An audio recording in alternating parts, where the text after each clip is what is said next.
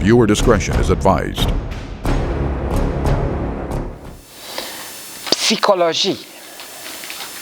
Psychology, which is very important, and there's a lot of it. There's so much. I still have a ton of material I haven't even gotten to, but I tried to pick the most important things and streamline it. Psychology is very important. If you wanted to sit on a chair, you can sit on a chair, by the way. Okay. I was even thinking of putting a table out, but... So, psychology in Japanese is Shinri-gaku. I was going to say in French, not in French. In French is psychologie. Now, some of this I can go through quickly, some of it requires thought. So the first section is beliefs. Beliefs. As a man thinks, so is he. Wow. Whether you believe you can or can't, you are right. Someone actually said that. I don't know who said it. Some famous guy. If you believe you will fail, you will. If you feel sick, you will be. If you feel like you can accomplish that difficult goal, you will. Our life is shaped by our mind. We become what we think. A mind that is confused will do more damage to you than any enemy ever will.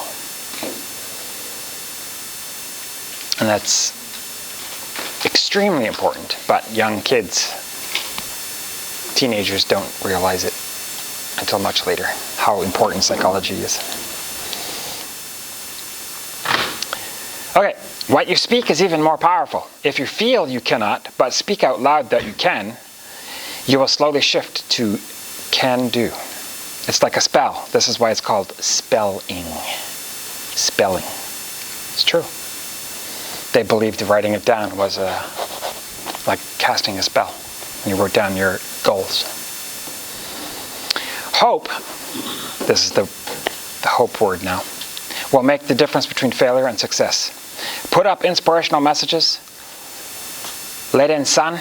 Put goals on your screensaver. Listen to uplifting music and messages. Find God. Change your stinking thinking. Do good to the less fortunate, etc. All these things improve your psychological makeup. A limiting belief is something you believe that was learned but is not true. I am not good enough to succeed in this, for instance. Or someone says, a limiting belief. If they grew up and their parents or their father was a drunk or something and said, "You're useless, Esri," they'll maybe grow up believing they're useless. But it's not necessarily true. Or people that stutter. We talked about this a lot, and I don't want to get into it too much, but people who stutter is usually a psychological thing, or it's always a psychological thing. If someone makes fun of someone that stutters a little bit, usually their stuttering gets worse, much worse, because it's all in here, right? So, limiting beliefs. Step 1 is to become aware of it. Write it down. Step 2 is giving yourself permission to change. Step 3 is replacing it with something empowering, positive, feels good, and present tense. Write it down. Say it out loud. Yell it out loud with conviction and excitement. Repeat it every day until you believe it. Pick a new one and start over when it's done. So that means, if I stop there for a second, a limiting belief. For instance, if you say, I don't know, say you want to become a medical doctor. You're like, I'm not smart enough. Then you might stand in the mirror and say, every day, and say, I am smart enough and I will become a doctor. Or else you put, or maybe you want to become rich, very rich. So now you start learning about business and stuff, not just that, but you also put goals up on papers, or sayings and quotes by famous rich people, how they did it, right? All over the house. So you're always seeing it, you're always exposed to it. Things like that, and you change your mind, saying, I can't do that. But, oh yes, you can do that. You can. Okay. Nothing was ever achieved without enthusiasm. You need to get fired up. That's true. Like watching Hatsumi videos. It's like, I'll never be like that. But if you watch it, It's like, wow, that's amazing. And then you say to yourself, I will. Then you will. Any great army can lose their commander, but the single soldier must not lose his purpose. Are the doors still locked, by the way? They are locked? Because I didn't lock them. You locked them? I never unlocked them at all. I just put the rock there. And Oh, okay. I just Yeah. closed them up. So that was all under beliefs. That took me a month to write. Any questions? But it's something you got to think about. Like, we go through this really quickly. For instance, whether you believe you can or can't, you are right. So if you just think about that for a while, it's true. And put it in, drill it in. If I believe I can do something, there's a good chance I will be able to eventually. And if I believe I can't, then you never will. I think you understand that. But like anything else, like if I believe I can run a marathon, but I've never ran in my life, it doesn't mean you can't. It just means that's the first step. Everything starts in your mind, right? Efficiency is next category. Efficiency. Maybe that would talk about, no, that skill is later. Efficiency. Getting efficient in your day or your work. Getting better, not in skill, but making the best use of your time. Divide daily tasks into 3 categories, just like medical doctor, triage. When you go into the hospital, does anyone not know what triage means? When you go into a hospital, the intake nurse or doctor has to do triage on you. They place you in 3 categories right off the bat. First one is you're dying. You're going to die. Or, and they're the most important. Or 2, you could die from something like a knife to the chest. Or 3, you're not going to die. And if you're not going to die and you go into the hospital waiting room, all those people that are waiting there for hours, they're in number 3. They're not going to die, so they're not important.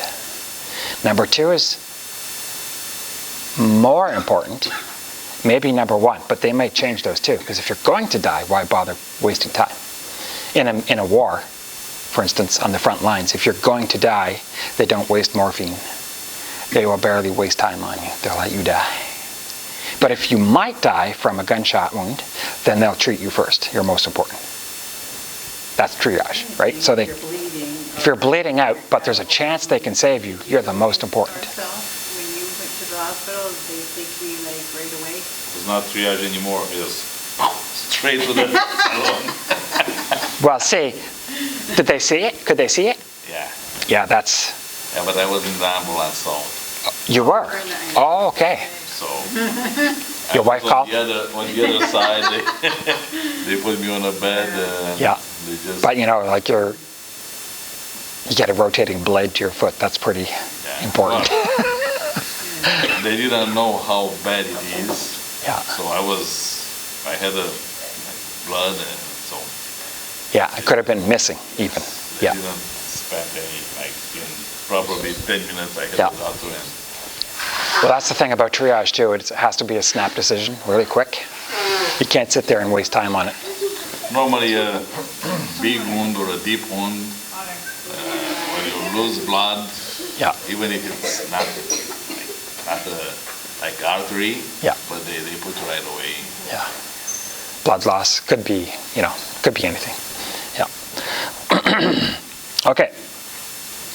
So with your daily routine or your work, triage your work. That means categorize the things you need to do in a day into urgent, important, or normal. Urgent must be done today or by a specific date. Important must be done, but not by a particular date. And normal are things you want done, but don't need to be done, if that makes sense. So urgent, important, and normal. Important, oh no, I said that. Remembering these 3 categories is to consider how much money they produce or cost as well.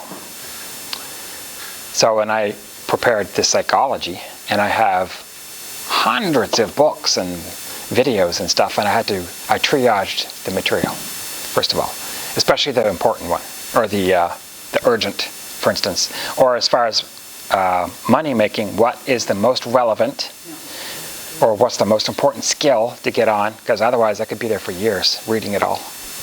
So I made a folder and I moved a few things that I considered high priority, and the rest I left and I didn't even look at them. And I focused on those only because they were the most important ones. So, but you could do that with any skill or any job or just about anything else, right? If you had 3 houses you were going to sell and everyone wanted to see them at the same time, but you could only schedule one. One was, you have to triage those 3 houses, say, okay, which one do I have the best shot at making the most money off? And you pick that one, and you have to cancel the other 2 appointments. That makes sense. Well, which one I want to get rid of first? Yeah, maybe. Yeah. Whatever your category for making it urgent. It could be make the most money, but maybe you need to get rid of it. Or maybe whatever. Doesn't matter, right? So you triage everything by importance. Then, let's see. You should write them into a chart in some way for efficiency. Delegate tasks to others as much as possible, leaving tasks that only you can do. Right, Denise?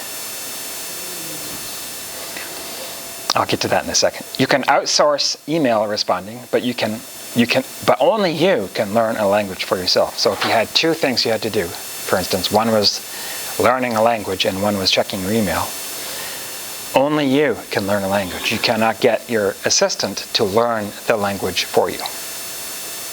That means you have to do it. But things you don't have to do is checking email or accounting. So if you don't have to do it necessarily, pass it off to someone else. Don't waste your time. Under the right conditions. I know not everybody can do that. If you work by yourself, if you live alone, you can't necessarily do that. But if you're a YouTuber and you're worth $1 million and you make $1 million, I guarantee you the guy that's doing all the stuff behind the camera or coming up with it is not the guy that's editing it. He's not the guy that's looking after the administrative things. He's got other people to do that because he doesn't care about that. And he's wasting his time. Or a lawyer who makes a lot of money is not necessarily going to go out and change his own tires. Because if he's making $500 an hour being a lawyer, he's not going to try to save $20 to go out and change his tires. Doesn't make sense, right? So he'll go do lawyering and he'll hire someone else to do it. Because I hear people all the time, I'm going to change my own oil. Or I'm going to, and we talked about that. Maybe it makes sense. I found when I change my own oil, it costs exactly the same as if I take it to get done. Exactly the same. So why bother? Unless I want my car, and I want it fast. But, anyway.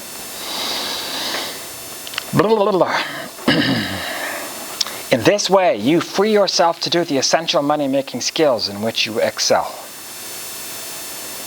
Check your email once per day, then leave it. Don't go on social media while working. Stay off of Facebook completely. No distractions of any kind. Baby steps. Break a 10-year plan into manageable 1-year steps. Break a 1-year step into manageable monthly steps. Break a monthly step into weekly steps. Break weekly steps into daily steps, and always hit your milestones. Every time you go out into a public place, ask yourself some basic questions, such as, where are the exits? What do I do if?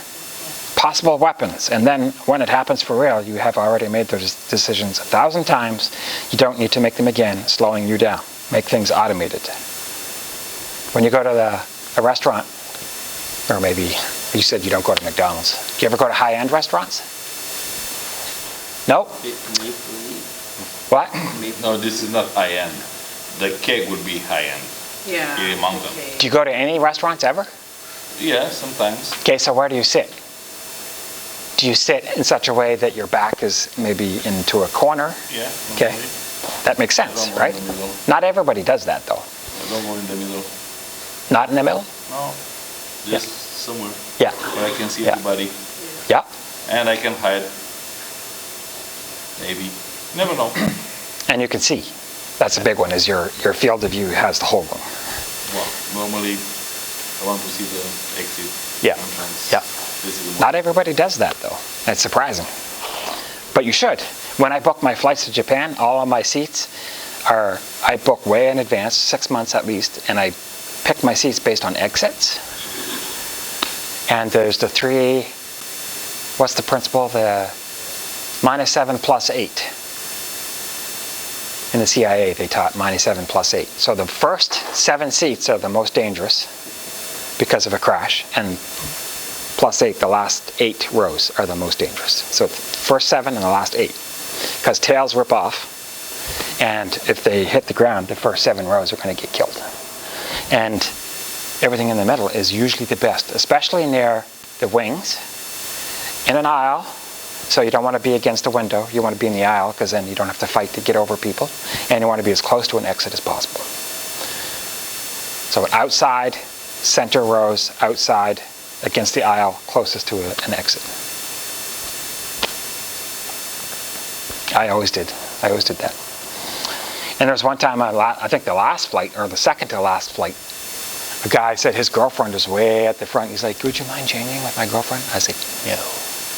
He's like, okay, I understand. It's like, I picked this seat for a reason. I'm not moving. So I hate to be an a-hole, but too bad, you know.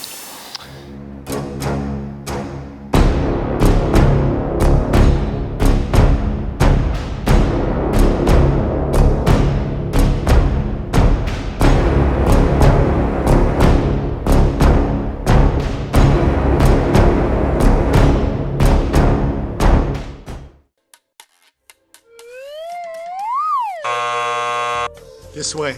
That should have balanced out, right? It should have balanced out. Next. Bio, please. Impressive. Oh yeah, I devoted my entire life to making this world a better place. I dug wells in Africa, I donated blood every month, and I ran an orphanage in India. I mean, I just wish I could have done more. Mm-hmm. And is this your subscription? I only read the articles.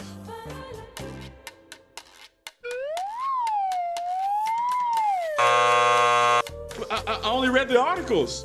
I only read the articles. Next. My mom goes to church. I was baptized as a baby? Take American Express, right? Next. File, please. Whoa. Somebody's been busy. Well, let's get this over with. Wait a minute. That is totally not fair. That's why it's called grace.